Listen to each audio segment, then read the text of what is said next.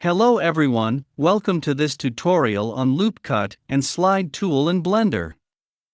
This tool is used to create edge loop in the whole mesh. Let's say we have a cube mesh, and we want to create edge loop in it.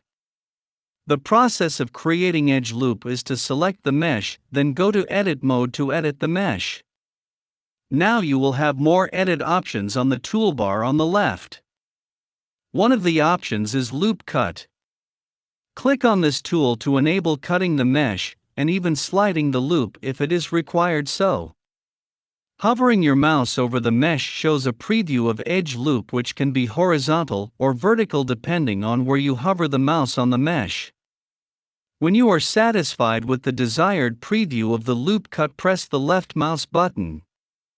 Next, if you release the mouse button without moving the mouse and release the left mouse button, an edge loop will be created in the middle. But if you want to position the loop cut at a different position on mesh, then do not release the mouse button, but keep it pressed, and then drag the mouse cursor up or down. This will move the loop cut up and down along with the mouse cursor. When you are satisfied with the loop cut position on the mesh, release the left mouse button.